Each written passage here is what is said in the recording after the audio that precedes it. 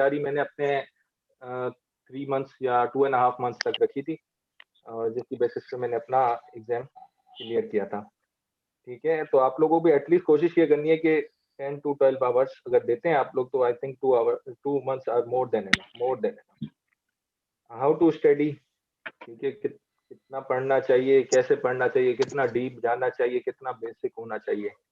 देखें, कमीशन के एग्जाम जब मैं दे रहा था तो मेरे पास सिर्फ एक ही सैंपल पेपर था। अब आप लोगों के पास I think 2 to 3 papers are rolling in WhatsApp group. Join Aditya को क्लिक कर रहा हूं, छोड़ेंगे जो कर देते हैं बात। इस हिसाब से मैं आपको बता दूं कि पेपर बहुत ही ज्यादा बेसिक होता है, कोई उसमें आपसे इतना डीप नहीं पूछा जाता। वो चीजें जो कि आपको as a clinician, as a dentist पता होनी चाहिए, आपकी डेली जो पेशेंट्स पे आप कर रहे हैं वो चीजें ही पूछी जाती हैं, और जो कि मोस्ट कॉमन टॉपिक्स हैं वही कवर किए जा करने चाहिए आपको, ना कि आपको कोई डिटेल्स पढ़नी चाहिए।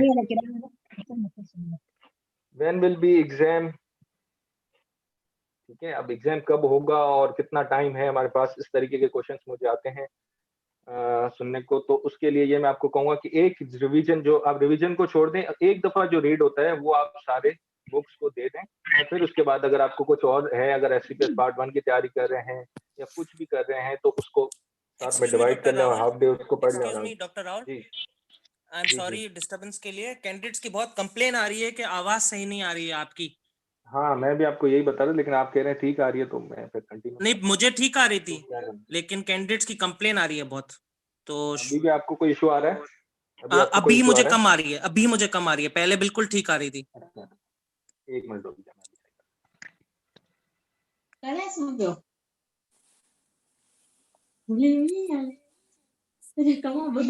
सारे पार्टिसिपेंट्स प्लीज अपना म्यूट कर दें।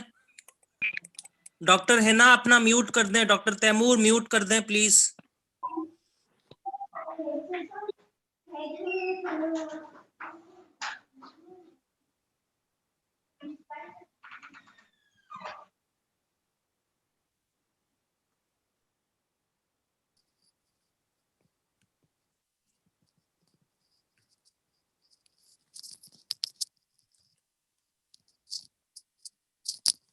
हेलो हेलो, हाँ डॉक्टर राहुल, अभी भी नहीं आ रही आवाज आपकी।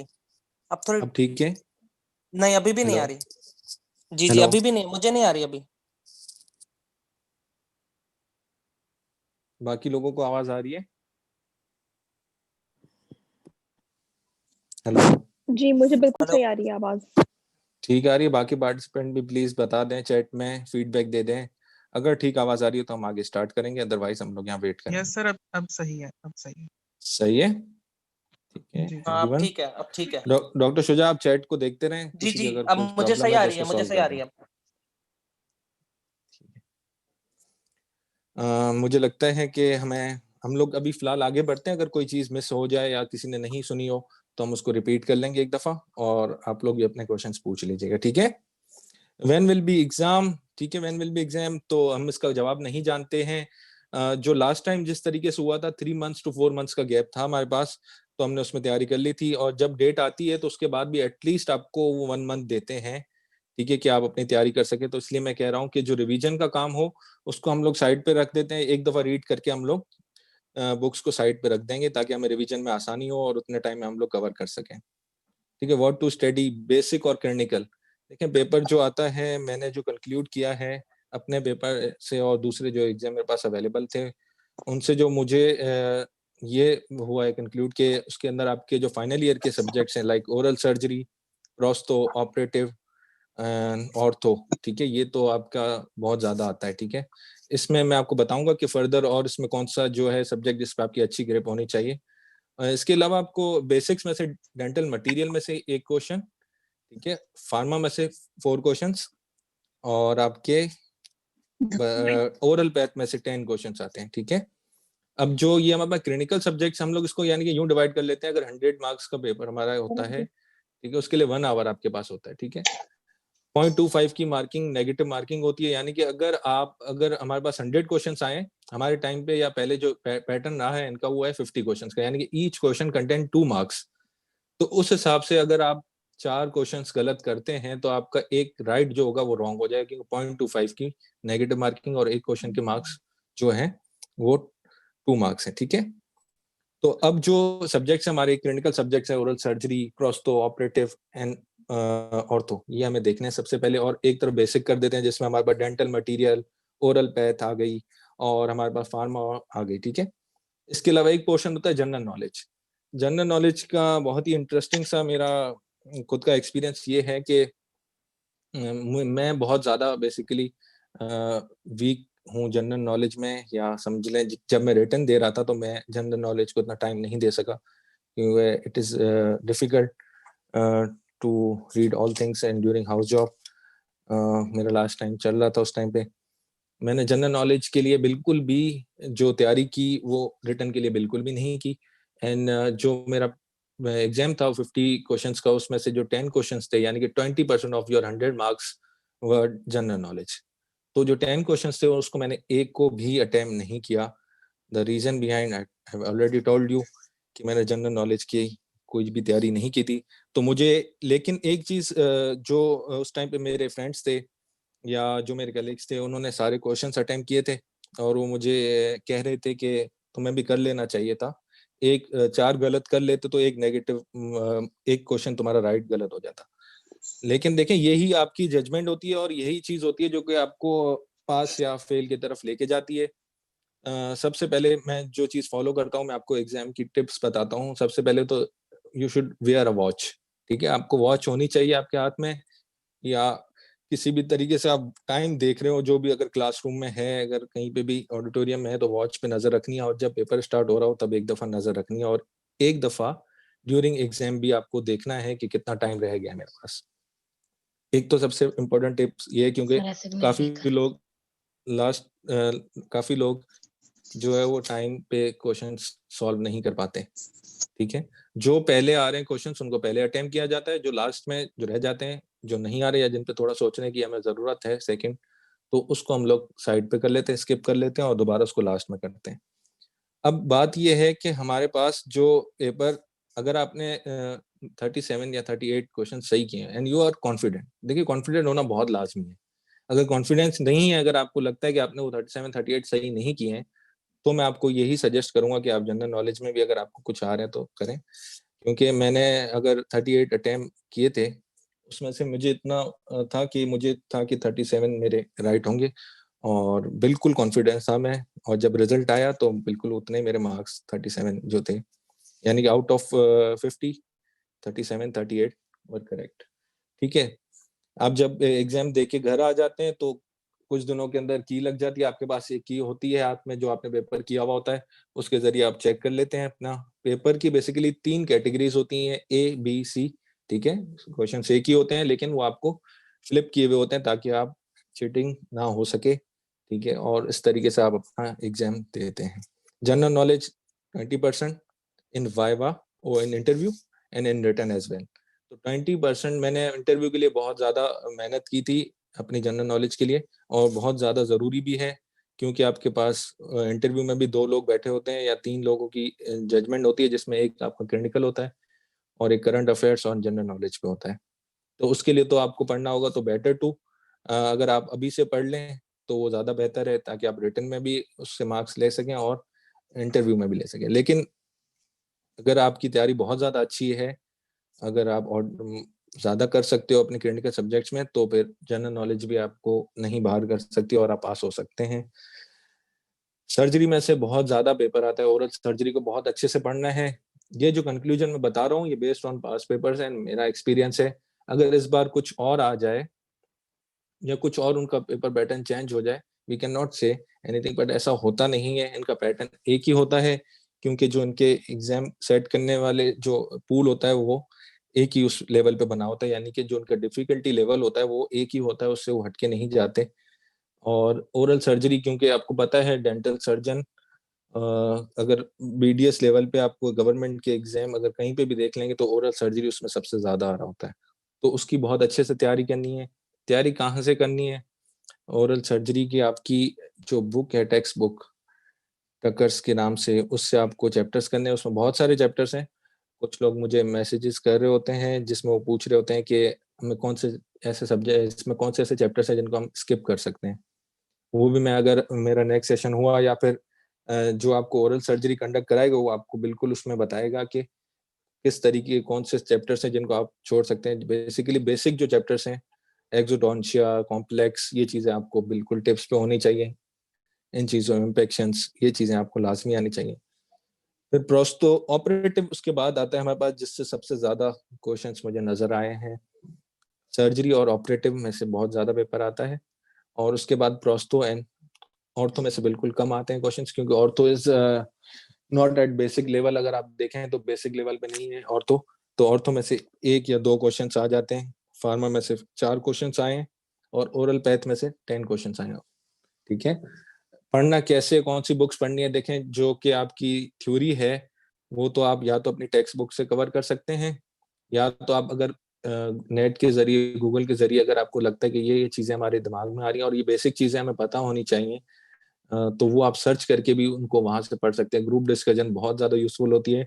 जब मेरे टाइम पे भी मैंने एक ग्रुप बनाया हुआ था तो हम लोग साथ में डिस्कशन करते थे, और जो कॉलेजेस के मुख्तलिफ पास पेपर्स होते हैं उनको हमें पढ़ना होता है, उनको सॉल्व करना होता है, ताकि उनसे भी हमें चीजें मिल जाएं। दूसरी बात, हमारे पास अब कौन सी बीसीक्यूज बुक पढ़ी जाए। बीसीक्यूज बुक हमारे पास जो कि एवरग्रीन है वो है डेंटोजिस्ट, जिनके अब शायद 2 राइटर्स हैं। जो न्यू एडिशन आ रहा है वो आनंद मोहता के नाम से आ रहा है, और पहले जो आता था भाटिया के नाम से आता था। आई कैन नॉट से कि उसमें क्या डिफरेंस है और कितने उसमें, अगर वही एक ही बुक में अगर दोनों चीजें मिल जाती हैं आपको, जो कि न्यू वर्जन है या अपडेटेड वर्जन है, तो आप बिल्कुल वहीं से तैयारी करें। लेकिन अगर दोनों डिफरेंट बुक्स हैं तो वो दोनों डिफरेंट बुक्स भी करें। बीसीक्यूज करने की टिप्स ये होती है कि जब भी बीसीक्यूज कर रहे हो तो उसकी एक्सप्लेनेशन को बहुत अच्छे से पढ़ें, क्योंकि एक क्वेश्चन के साथ उसके पीछे जो स्टोरी होती है वो आपको उसके साथ पूरा टॉपिक कवर करा लेती है। अगर आप करना चाह रहे हैं इस तरीके से तो आपका बीसीक्यू से भी काफी चीजें सॉल्व होती जाती हैं। डेंटोजिस्ट इज द बेस्ट बुक। और इसके लिए, इसके अलावा आपके पास डेंटल पल्स के नाम से बुक आती है। ठीक है, डेंटल पल्स भी आपको करनी है, उसके अंदर भी एक्सप्लेनेशन हैं वो भी पढ़नी है। और उसके बाद आती है हमारे पास ओरल पैथ के लिए विजय प्रताप। विजय प्रताप से अगर आपको टाइम मिलता है तो बाकी सब्जेक्ट्स भी देखें, लेकिन विजय प्रताप में जो बेसिक लेवल है वो लेवल थोड़ा हाई लेवल है, और उस तरीके के क्वेश्चंस कम ही पूछे जाते हैं। लेकिन अगर पढ़ लें तो उसमें से भी क्वेश्चंस हो सकते हैं। लास्ट टाइम विजय प्रताप में से 2 से 3 क्वेश्चंस रिपीट हुए थे, एग्जैक्टली जिस तरीके से होते हैं, जैसे उसमें लिखे हुए होंगे वैसे ही आपको रिपीट हो जाएंगे। ठीक है, इसके अलावा अगर कोई चाह रहा है कि मैं थ्योरी बुक से कवर नहीं कर सकता था, मेरे पास टाइम नहीं है, मैं सिर्फ कोई शॉर्ट तरीका मुझे बता दें, तो उसके लिए जो ऑक्सफोर्ड क्लिनिकल डेंटिस्ट्री की बुक है उससे आप काफ़ी टॉपिक्स कवर कर सकते हैं। बेसिकली वो जो बुक है वो है इसलिए कि आप अपनी क्लिनिक में साथ रखें, और जो आप प्रोसीजर्स कर रहे हैं, जो मोस्ट कॉमन चीज़ें होती हैं वो उसमें लिखी हुई हैं, इंडिकेशंस वगैरह। और अगर कुछ ऐसा लगता है उसमें कम लिखा हुआ है तो उसको आप नेट से अलग से सर्च कर सकते हैं, और उसके बारे में और जितना पढ़ना चाहें आप पढ़ सकते हैं। ठीक है, ये चीज़ें हो गई। इसके अलावा हम बात करेंगे कि बुक्स का बता दिया जो, हाँ, बीसीक्यूज बुक में कुछ ऐसा होता है कि डिस्कशंस चल रही होती हैं ग्रुप पे, व्हाट्सएप ग्रुप पे, कि जो उनकी की है वो गलत है, हम उसको सही करेंगे। तो ये मैं आपको बता दूं कि जो की है आपको उसको फॉलो करना है। ठीक है, डेंटोजिस्ट में कोई ऐसी इस तरीके की गलती है नहीं। अगर अगर कोई मिस्टेक हुई भी है तो आप उसको टैली करें ठीक से, लेकिन 1 या 2 गलतियां हो सकती हैं, लेकिन उस बुक की आपको की को फॉलो करना पड़ेगा, क्योंकि जो की होगी वही आपकी वहां पे एग्जाम की होगी। तो आपको उस एग्जाम की को ही फॉलो करना है, और आपको अपनी तरफ से उसको चेंजेस नहीं करनी है।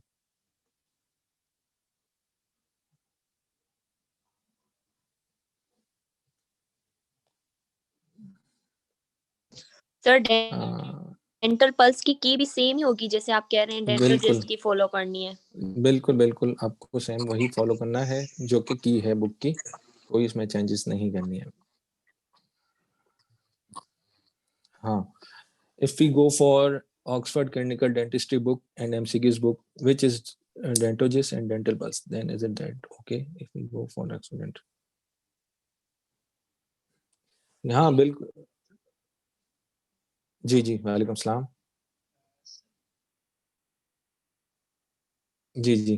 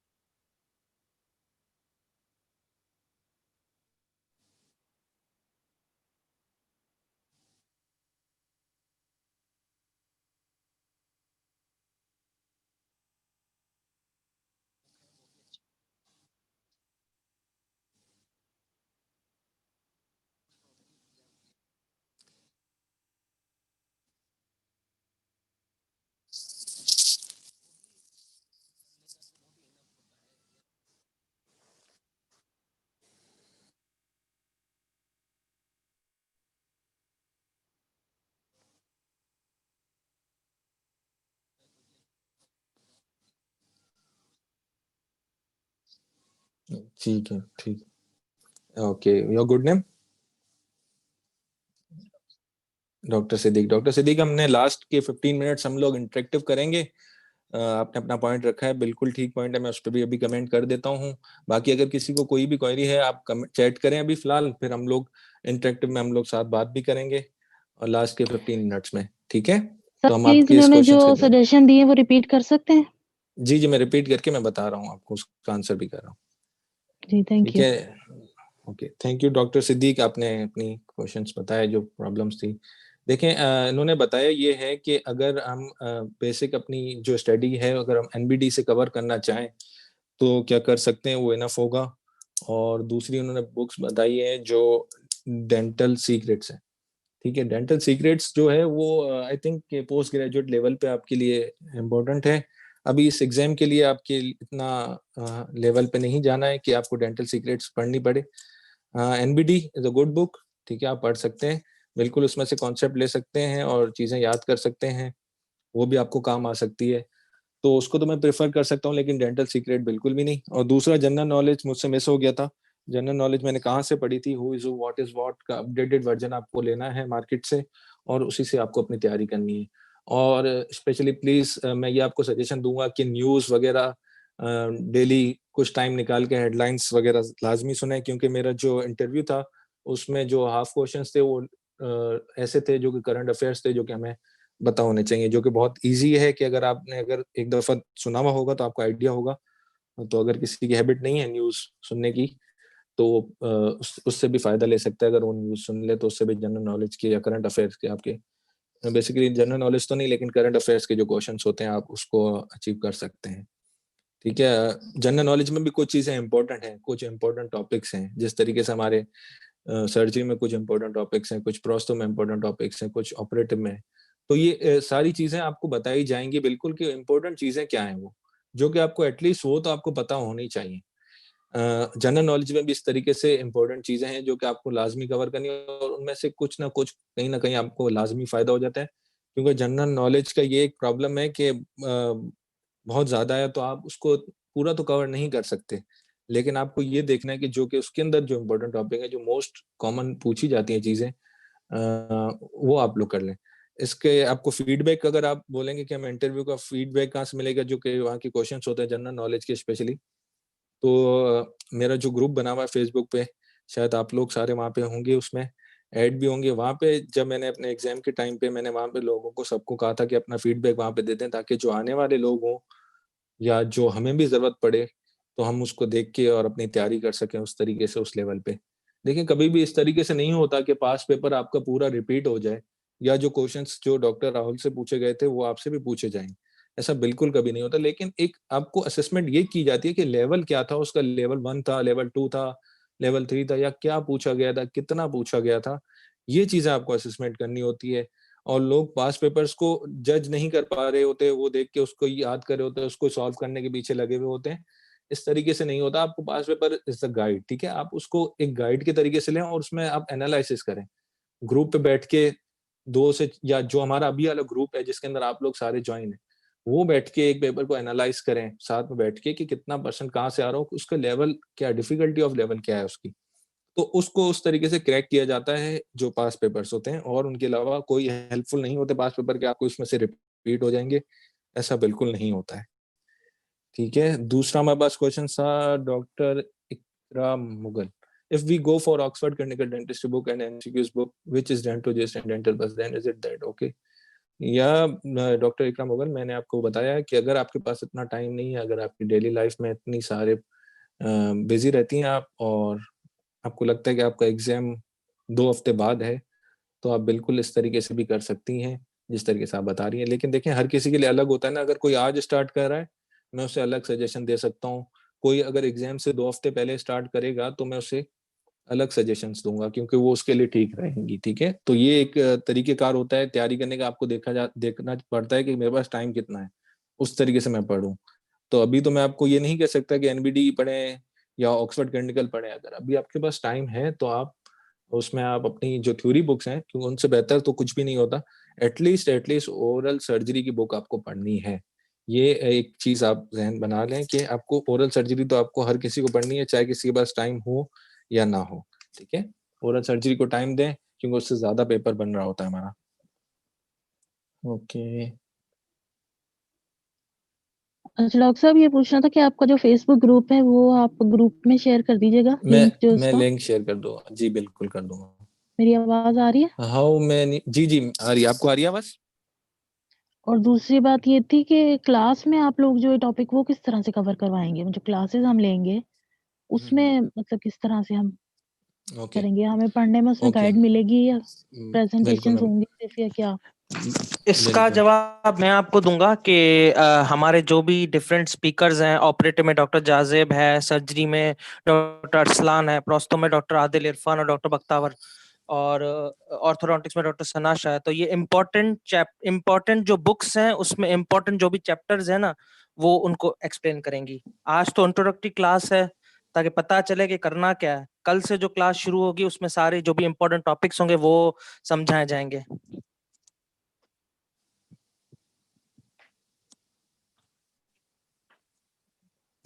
Hello.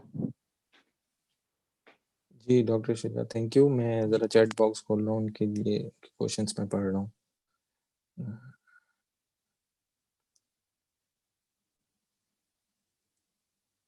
How Ikram Mughal, doctor Ikram Mughal, how many people are selected for interview, मतलब एटलीस्ट हमें कितने मार्क्स लेने चाहिए in theory? Good question. We go for Oxford clinical dentistry book, then is that okay?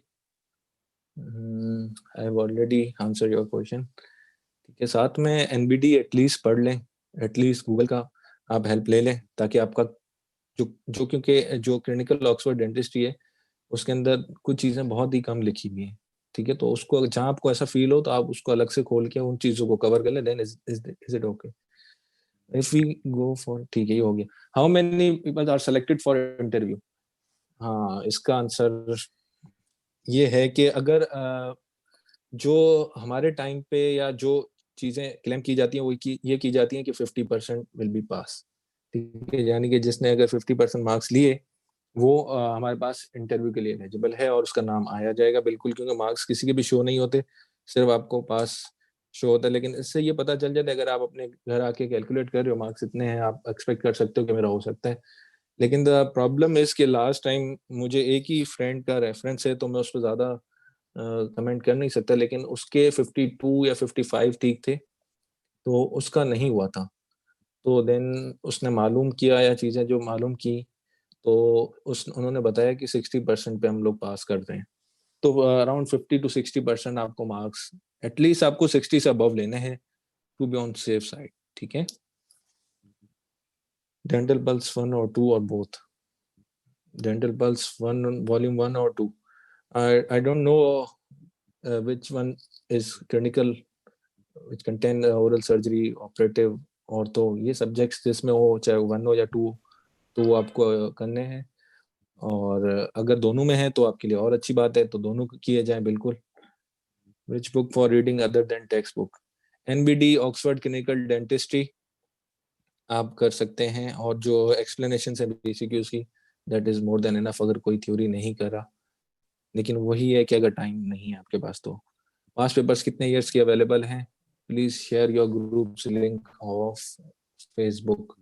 Past papers Facebook पे available नहीं होंगे, WhatsApp group या जो टेलीग्राम है उस पे ग्रुप है, जो कि मेरे ही फ्रेंड्स लीड कर रहे हैं और मैं भी एडमिन हूँ। मैं उनके भी आपको लिंक शेयर कर दूंगा, जिसके जरिए आपको पास्ट पेपर्स जितने भी होंगे एटलीस्ट 3 आर अवेलेबल। सर के बुक का नेम रिपीट कर दें, जनरल नॉलेज अच्छा की। मैं पूछना चाह रही हूँ कि हम्म। डॉक्टर राहुल, मैं पूछना चाह रही हूँ कि नेट पर कोई ग्रुप या कोई वेबसाइट कुछ ऐसी है जिसपे जैसे टॉपिक्स जो है वो हम कवर कर सकें, डिटेल्स अच्छी इसमें लिखी हो? यूट्यूब पे कोई ऐसा चैनल कोई आपकी देखें नॉलेज में हो? देखिए, मैं आपको ये बता रहा हूँ कि सबसे जो बेहतर है वो ये है कि ग्रुप डिस्कशन, ठीक है। जो आपके ही लोग या एक ही एग्जाम के लिए जो तैयारी कर रहे हैं वो सबसे अच्छे दोस्त होते हैं, और वही सबसे अच्छे बुक्स होते हैं कि उनके साथ आप मिलकर डिस्कस करें चीजें, क्यों वो भी आपके लेवल पे ही चल रहे होते हैं और आप भी उसी लेवल पे चल रहे होते हैं जो कि एग्जाम लेवल होता है। अभी मैं आपको ग्रुप्स तो बता सकता हूँ जिसमें आपको बहुत अच्छे अच्छे ग्रुप्स हैं। Recently I have joined group जो कि यूके बेस्ड है, उनमें काफी चीजें मिल रही होती, लेकिन वो अलग एग्जाम पैटर्न है। उसमें मैं वही बता रहा हूँ कि आपको सबसे पहले तो ये आइडेंटिफाई करना है कि आपका लेवल ऑफ डिफिकल्टी क्या है। अगर आप दूसरी चीजों में चले गए और अगर आपने बेसिक चीजों को नहीं कवर किया तो देन इट इज यूजलेस। ठीक है, तो आपको अपने उस ग्रुप पे ही डिस्कशन करनी है और खुद एज अ नॉमिनी बन जाओ कि आपको लोगों को रोज रोज बैठ के क्वेश्चंस पूछने हैं, लोगों को जवाब लेने हैं। उन तो इंटरेस्ट डेवलप करोगे तो सामने से इंटरेस्ट आएगा। कोई पढ़ाना चाह रहा होगा, कोई पढ़ना चाह रहा होगा, और इवेंचुअली सबकी हेल्प हो रही होती है। जो कि पढ़ने वाला है उसका रिवीजन हो रहा होता है, और जो नहीं पढ़ रहे या कुछ भी है तो उनको ये होता है कि देख के वो भी पढ़ना स्टार्ट कर देते हैं। तो ये एक एक्टिविटी अपनी लाइफ में ऐड कर लें जब तक एग्जाम नहीं होता, और make discussion with your colleagues. Who is who, what is what. हाँ बिल्कुल डॉक्टर नीना बली, जो यही नाम है, मैं अभी रिपीट कर रहा था। 100 क्वेश्चंस और 50 क्वेश्चन इन पेपर। 50 क्वेश्चंस थे लास्ट टाइम जो 3 एग्जाम मेरे सामने हुए हैं, या उससे पहले एक एग्जाम की मुझे है नॉलेज, उसमें 50 क्वेश्चंस थे, ईच कंटेंट 2 मार्क्स।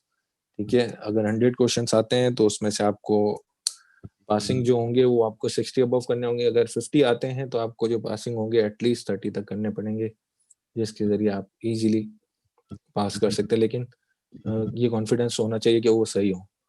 ये जीके बुक ऑनलाइन मिलेगी या जनरल बुक स्टोर से मिल जाएगी? जनरल बुक स्टोर से ही मिल जाएगी, एंड ऑनलाइन भी हो सकता है अवेलेबल हो किसी पे। अगर आप जिस सिटी में है वहाँ पे आप मालूम कर लें या सर्च कर लें, अगर कोई बुक स्टोर पे है तो अपडेटेड वर्जन लीजिएगा उसका।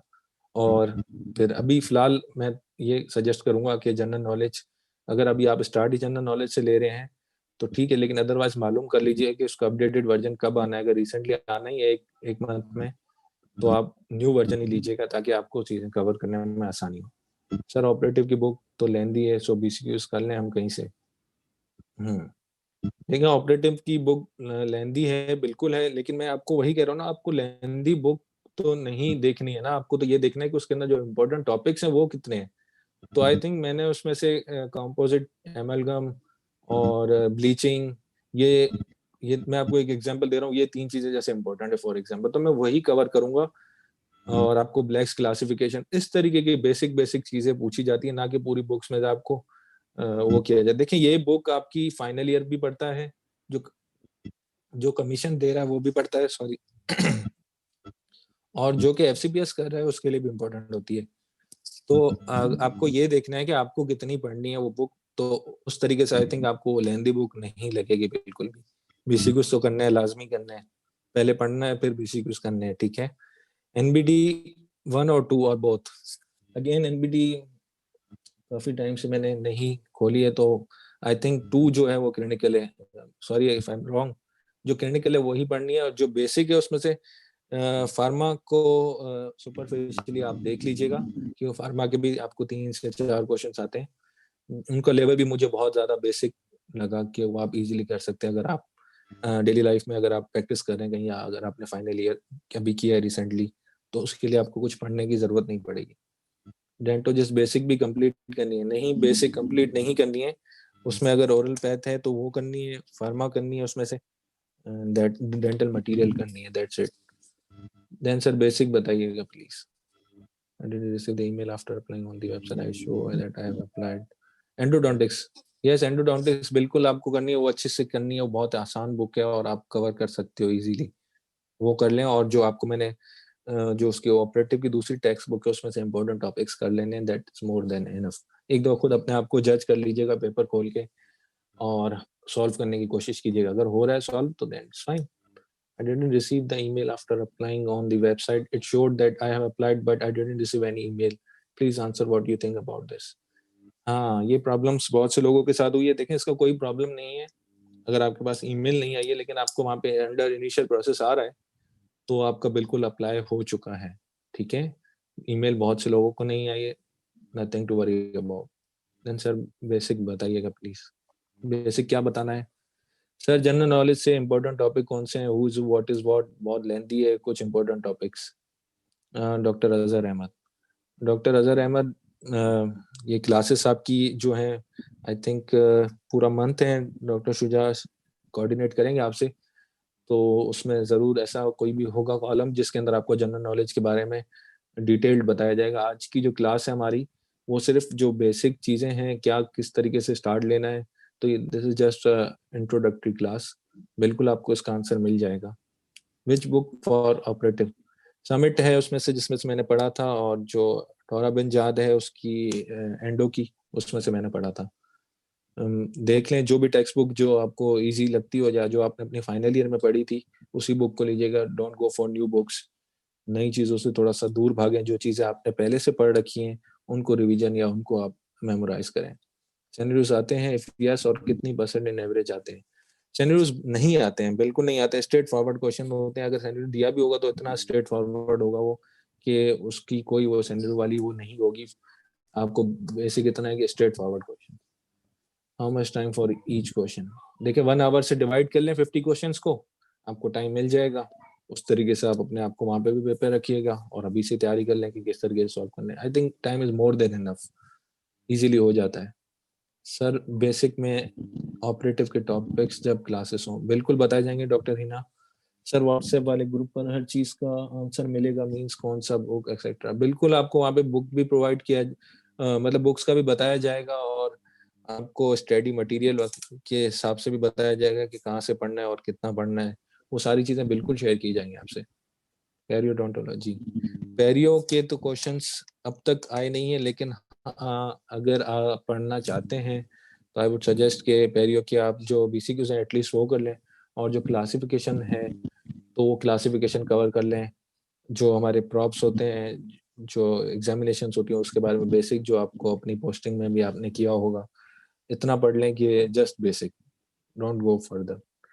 Interview tips, doctor Kamran interview tips के लिए हम लोग अलग से बात करेंगे। बिल्कुल एक बहुत ये भी एक अलग टॉपिक है जिस पे बात की जा सकती है कि किस तरीके से आपको प्रेजेंट करना है, किस तरीके से आपको ड्रेस करना है, किस तरीके से आपको वहाँ पे एटीट्यूड रखना है। और लेकिन ये है कि इंटरव्यू में भी जब मुझसे डेंटल के क्वेश्चंस किए गए थे तो मैंने सबके आंसर किए थे, और जनरल नॉलेज के अंदर मैं भी कहीं ना कहीं फंस रहा था। लेकिन वही है कि 20% आपका इंटरव्यू में भी जनरल नॉलेज होता है और 80% आपका जो है वो डेंटिस्ट्री होती है। तो आपको अपनी डेंटिस्ट्री तो स्ट्रॉन्ग रखनी है एनी हाउ, जो कि आपको आगे लेके जा सकती है। Were there 17 seats for urban when you applied? Were there 17 seats for urban when you applied? Dr. Ikra, I'm not getting you. Yes, मैं अर्बन से ही मैंने हुआ है मेरा सिलेक्शन, लेकिन सीट्स की डिवीजन क्या थी मुझे याद भी नहीं है। अगर आप पूछना चाह रही हैं कि कितनी सीट्स थी तो मुझे याद नहीं है। Is it practically possible to prepare during house job? Yes, good question. Galaxy 1A31 कोई भी है डॉक्टर साहब, आप बिल्कुल कर सकते हैं। कोई भी देखें, ये सारी चीजें आपकी लाइफ में हैं, it's a part of life. अगर कोई हाउस जॉब नहीं कर रहा तो ही और शी इज डूइंग समथिंग। कोई भी फ्री नहीं बैठा हुआ ना, तो उस टाइम में से आपको अपना एक टाइम निकालना है कि 10 आवर्स या 8 to 10 hours at least a day library join कर लें, that's a good thing. Total time for paper, doctor कायनात हसन 1 आवर होता है आपके पास एग्जाम के लिए, जिसके अंदर आपको करना है। When did you clear the commission exam? 2018 which were announced in 2017।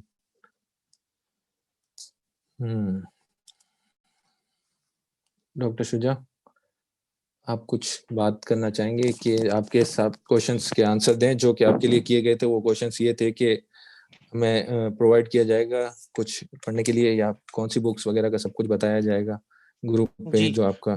जी जी, मैं आपकी सजेशन से बिल्कुल एग्री करता हूँ। आपने पहले कहा कि टक्कर जो है सो पढ़नी चाहिए, क्योंकि अब हम किसी से भी अगर गाइडेंस लेते हैं तो सब बोलते हैं एनबीडी पार्ट 2 एनबीडी पार्ट 2, तो वो सब गलत बोल रहे हैं। टक्कर से पढ़ना चाहिए, क्योंकि इसकी सबसे बड़ी एग्जाम्पल एक बीसीक्यू में एग्जाम्पल देना चाहूंगा कि एसपीएससी के पास पेपर्स में जो है सो एक क्वेश्चन आया था कि 70 केजी चाइल्ड को कितने 70 केजी अडल्ट को कितने जो है सो कार्ट्रिजेस मैक्सिमम दे सकते हैं। तो अगर आप एनबीडी खोल के देखेंगे तो उसमें 13 कार्ट्रिजेस लिखा हुआ है, और अगर आप टक्कर खोलेंगे तो उसमें 10 लिखा हुआ है, और आंसर 10 है। तो इसका मतलब ये है कि एनबीडी में थोड़े मिसकॉन्सेप्शंस हैं, और अगर मिसकॉन्सेप्शन नहीं भी हैं तो भी जो है सो एसपीएससी के मुताबिक टक्कर ही पढ़नी चाहिए। एक बात तो ये, और दूसरी बात ये करनी थी कि पास पेपर्स जो हैं सो उसका मैंने लिंक भी जो है सो शेयर कर लिया है। उस लिंक को क्लिक करेंगे तो सारे पास पेपर्स जो है सो अवेलेबल हैं ग्रुप में। और आपसे ये पूछना था कि टोटल कमीशन के हुए कितने हैं पास पेपर्स? आपको इसका कोई आइडिया है कि टोटल हुए कितने हैं अब तक?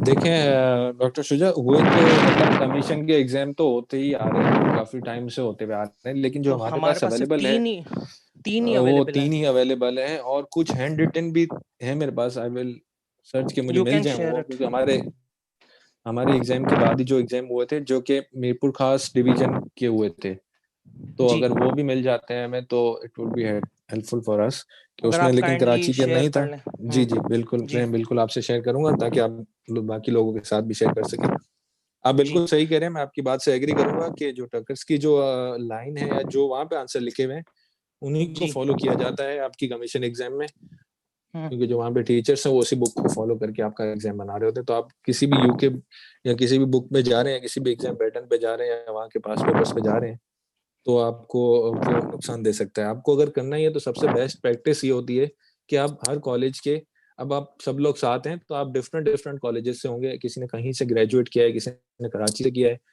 किसी ने हैदराबाद से किया है, किसी ने मीरपुर खास से किया है। तो अगर उनके सारों के पास पेपर्स अगर आप एक साथ शेयर करते हैं और उन्हीं को सॉल्व करते हैं तो वो ज्यादा यूजफुल रहेगा एज कम्पेयर टू आप अगर किसी और बुक को पहले सॉल्व करने बैठ जाते हैं। तो अच्छा, पंजाब पब्लिक सर्विस कमीशन भी हुआ था, उसके पास पेपर क्वेश्चन आपके ख्याल में इम्पोर्टेंट है एज़ कम्पेयर्ड मतलब सिंध पब्लिक सर्विस कमीशन के एग्ज़ाम में से उसमें से कुछ आ सकता है? बिल्कुल, देखें उस पेपर में से आपका बिल्कुल आ सकता है। पंजाब को भी आप फॉलो कर सकते हैं, अगर उसके पास पेपर्स मिल जाते हैं तो आपके लिए वो भी ज्यादा चीजें आपको पता चल जाएंगी कि कौन सी चीजें आपकी बेसिक्स में आती हैं और ये चीजें आपको पता होनी चाहिए। बिल्कुल आप कर सकते हैं। तो इसकी सोर्स कहाँ से मिलेंगे? प्लीज मतलब शेयर द ये कोई link of pass groups papers में वगैरह में? ठीक। एक ग्रुप है, वो आई विल ट्राई कि मैं आपको उनसे कोऑर्डिनेट करवा दूं, मेरे फ्रेंड हैं वहाँ पे, तो मैं कोशिश ये करूंगा कि उनसे कोऑर्डिनेट कराया जाए आपको और आप उनसे पास पेपर्स लेके और आगे शेयर कर लें। I will try my best. Pass paper से आती सही है। है मींस प्रीवियस कमीशन से। डॉक्टर कायनात हसन, मैंने पहले ही बताया है कि पास पेपर से एग्जैक्टली क्वेश्चंस नहीं आते हैं, बहुत ही कम चांसेस होते हैं कि आपके एग्जैक्ट क्वेश्चन दोबारा आ जाए, लेकिन आपको एक आइडिया हो जाता है कि हमें किस तरीके से पढ़ना है, एनालिसिस मिल जाती है कि हमें इस तरीके से ही तैयारी करनी है और इतना डीप में जाके इतना बेसिक हमें ये सब्जेक्ट्स को कवर करना है। तो आई थिंक कि वो ज्यादा अच्छी चीज है और एक यूजफुल चीज है एज कम्पेयर टू अगर आप ये सोचने की यही क्वेश्चन आ जाएंगे, तो ये बहुत ही कम चांसेस है कि वही सेम क्वेश्चंस आ जाए। I can't give them much time to study. Please tell me some smart quick. Doctor Naureen Atif. Doctor Naureen, ठीक है, बिल्कुल इस तरीके के प्रॉब्लम्स होते हैं कि टाइम नहीं होता पढ़ने का, लेकिन एटलीस्ट कि आप कितना टाइम दे सकते हैं पहले तो आप ये देखें कि आप कितना मैक्सिमम अपने आप को टाइम दे सकती हैं, तो उस तरीके से बता के। और हार्डली 2 आवर्स, ओके 2 आवर्स। मैं आपको ये सजेस्ट करूंगा कि थ्योरी बुक्स को आप ओवरव्यू दें, रीड करें, ताकि कुछ ना कुछ उसमें से रिटेन हो आपको, और उसके बाद आप अपने बीसीक्यूज बुक जो हमने अभी डिस्कस की चीजें उनको आप टाइम दें तो दैट विल बी बेनिफिशियल। लेकिन मैं इसको सेकंड नहीं कर सकता इस बात को, ये आपको एडवाइस देना गलत होगा कि आप बुक्स को छोड़ के सिर्फ पास पेपर्स या चीजों पे चली जाएं। कोशिश करें कि थोड़ा और टाइम निकालें और अपनी थ्योरी को भी थोड़ा स्ट्रॉन्ग करें, क्योंकि आपको ये बीसीक्यूज करके तो आप अभी पास हो सकते हैं, रिटर्न में बहुत से लोग हो भी जाएंगे, बिल्कुल हो जाएंगे, लेकिन मसला आगे आता है जब आप इंटरव्यू में बैठे होते हैं, तो वहां पे सिर्फ और सिर्फ आपका माइंड जो होता है वो वर्क कर रहा होता है, और जो उसके अंदर थ्योरी की नॉलेज होती है वही आपकी वर्क कर रही होती है, जो कि आप आंसर कर सकते हो वहां पे। तो अभी के लिए नहीं तो कल के लिए आपको पढ़ना तो पड़ेगा, ठीक है ना? तो चाहे वो आज पढ़ लें चाहे वो कल पढ़ लें, लेकिन पढ़ना तो आपने ही है, तो क्यों ना उसका फायदा उठा के अभी से पढ़ लें। Doctor, should be read text book for prostho ortho dental oral path? देखिए, मैंने जो टेक्स्ट बुक पढ़ी थी प्रोस्तो के लिए पढ़ी थी, ऑर्थो के लिए पढ़ी थी, स्मार्टली पढ़ी थी ऑर्थो के लिए, प्रोस्तो मैंने अच्छी पढ़ी थी, और dental material oral path to be frank मैंने सिर्फ और सिर्फ उसके बीसीक्यूज किए थे, जहां जहां से मुझे मिल रहे थे मैंने किए थे। डॉक्टर साहब, please tell me expected date for test. Doctor Raja Saharas, expected date जो है वो हमारे पास, ये हम लोग सिर्फ एक अजम्पशन कर सकते हैं कि आफ्टर 2 to 3 months ही होगी, क्योंकि लास्ट टाइम जिस तरीके से चीजें हुई हैं वो इस तरीके से हुई हैं, लेकिन कुछ कह नहीं सकते इन चीजों पे हम लोग। आपसे प्रॉमिस नहीं कर सकते, हम आपको गारंटीड नहीं कर सकते कि इतना ही टाइम है। आप एक दफा चीजों को रीड दे दें और उसको फिर आप साइड पे रख के अपने दूसरे जो डेली लाइफ के अचीवमेंट्स हैं उनके पीछे चल जाएं। क्योंकि जब मेरा एग्जाम रिटन क्लियर हुआ था तो उसके बाद इंटरव्यू में एक काफी टाइम था, तो उसके मैंने बीच के अंदर वो स्टार्ट जो किया था अपने FCPS की तैयारी शुरू कर दी थी पार्ट 1 की। तो जब अनाउंस हुआ तो फिर मैं वापसी उसमें मूव हो गया। तो दिस इज द वे। तो आपको इन चीजों को इस तरीके से शफल करके ही चलना पड़ता है। आपको अपने आप को मॉडिफाई करना होता है according to situation. You mean that we should focus on surgery operative prosto? Yes, at least. Ortho से 1 से 2 क्वेश्चंस आए हुए हैं इस बार को कुछ नहीं, लेकिन ऑर्थो आई थिंक कि वो बेसिक लेवल पे इतनी ज्यादा आनी नहीं चाहिए। लेकिन फिर भी उसमें जो इम्पोर्टेंट चीजें हैं, नोला स्टेजेस हैं और भी काफी टॉपिक्स हैं जो कि अप्लायंसेस हैं, फंक्शनल अप्लायंसेस हैं, उनको अच्छे से देख लीजिएगा। और बहुत ही इजी चीजें हैं, उनके पीछे आपको सोचने की जरूरत ही नहीं है कि मैं ऑर्थो करूं या ना करूं। देखिए मेरे किसी भी एंगल से आपको चीजों से हटाना बिल्कुल भी नहीं है। मैं जितना चाह रहा हूँ कि आप पढ़ाई की तरफ आए और बहुत स्मार्टली आए। अगर आप स्मार्टली कोई क्वेश्चन पूछेंगे मुझसे कि हम लोग ऑर्थो स्मार्टली पढ़ लें तो मुझे खुशी होगी इस चीज की कि at least you got my point. पर आप अगर ये कहेंगे कि मैं ऑर्थो पढ़नी नहीं है तो मेरा मतलब बिल्कुल ये नहीं था कि आपको ऑर्थो नहीं पढ़नी है। स्मार्टली मैंने भी पढ़ी थी और जो मैंने किया था मैं आपको भी बताऊंगा कि आपको भी इस तरीके से करना है। ठीक है। इंटरव्यू रिटन टेस्ट के कितने टाइम बाद होता है? इंटरव्यू भी आपका इतना टाइम लग जाता है कि आपको 2 to 3 मंथ्स लग जाते हैं। क्योंकि जब आपकी एक टर्न आती है या आपके रोल नंबर की जब टर्न आती है तो उसमें भी आपको एटलीस्ट 1 मंथ लग जाता है। लेकिन अगर उसमें आप फर्स्ट है तो आप समझ लें 2 मंथ्स के अंदर हो जाएगा। March most probably, yes probably. Last exam was on 24 March. Yes you are right. Should we read pedodontics? Doctor Kausar अगर सारे सब्जेक्ट्स हो जाते हैं और आपके पास टाइम बच जाता है तो जरूर पीरियोडोंटिक्स भी आप उसके BCQs कर लीजिए। अगर आपके पास बाकी चीजों के बाद टाइम नहीं बचता है तो आप उसको छोड़ भी सकते हैं। Okay thanks. Which text books are preferred for ortho and prostho? देखें जो टेक्स्ट बुक आपने लास्ट टाइम फाइनल ईयर में अपनी पढ़ी थी उससे आप पढ़ सकते हैं। जो कि अगर किसी को ये प्रॉब्लम हो रहा है कि हम लोग नहीं कर सकते टेक्स्ट बुक, बस कसम खा ली और हमारे पास नहीं है कुछ भी, तो उनके लिए मैं ये सजेस्ट करूंगा NBT से अच्छा ये है कि आप जो इनकी शॉर्ट बुक है आप वो पढ़ लें, वो ज्यादा बेटर है। उनमें बेसिक चीजें एटलीस्ट सारी अच्छे से सीक्वेंस वाइज दी गई हैं, आपको रिटेन करने में आसानी हो जाती है। तो शॉर्ट बुक पढ़ लें, लेकिन ये नहीं है कि आप कुछ भी ना पढ़ के जाए। फ्रैक्चर कहाँ से सर? फ्रैक्चर डॉक्टर कायनात हसन मेरे पास 2 स्लाइड्स थी जो मैंडिबुलर फ्रैक्चर और मैक्सिलरी फ्रैक्चर की थी मिड फेस की। वो आई थिंक लम्प्स की थी और वो इजीली आपको मिल जाएंगी। डॉक्टर शुजा से मैं कह देता हूँ, वो सुन भी रहे हैं कि वो जो 2 स्लाइड्स हैं वो वहाँ पे शेयर की जाए। और PPT की फॉर्म में थी वो, और बहुत ही ज्यादा अच्छी स्लाइड्स हैं और उनसे कवर हो जाता है आपका जितना आता है वो, क्योंकि बहुत ही एक ऐसे लेवल पे बनी हुई थी कि जो आपके एग्जाम के लिए और बहुत ही इजी बनी हुई थी। बाकी कैलीज वगैरह पूरी डिटेल में करने की जरूरत नहीं है। No I understood, I also said that some extend ortho which states overview. You can go for short book. Dr. Sajad Akun की presentation